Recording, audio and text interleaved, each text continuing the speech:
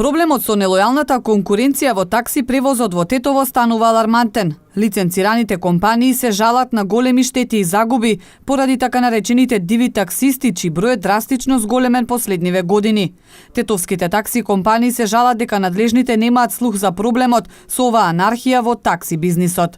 На паркинг местата, кај што се обележани за такси возила, треба се паркираат тие што имаат лиценца. Лицензата, верувате дека за една година е 1000 евра паркирање. Не можеме од дивите таксисти.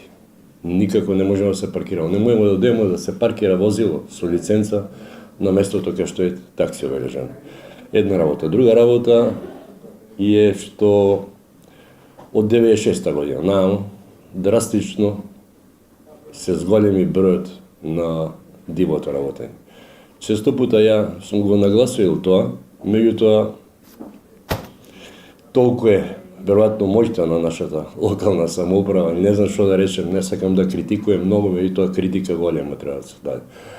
Верувате дека сега моментално, ако ви кажем дека само 20% се лиценцирани возила, а 80% се нелиценцирани. Бројката е драстична. Бројката, ако кажем дека е над 300 возила моментално, од кои дали 100-150 функционира со лиценца или не функционира. Локалните власти досега не успеаја или не сакаа да го решат проблемот од и дивите таксисти и натаму ги има на секој ќоше и улица во градот. Томовски вели дека веќе не знаат каде треба да се жалат. Сепак и покрај нелојалната конкуренција, поради сигурноста и безбедноста што ја нудат, успеваат да бидат успешни во бизнисот. Граѓаните бира каде вика.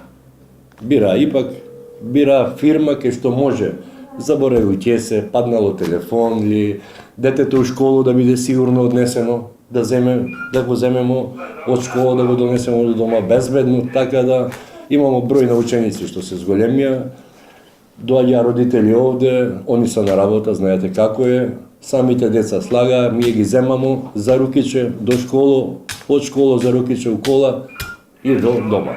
Така да таа услуга е безпрекорна за Зоки Комерц. Зоки Комерц е прва лиценцирана такси компанија во Тетово, која работи веќе 20 на години.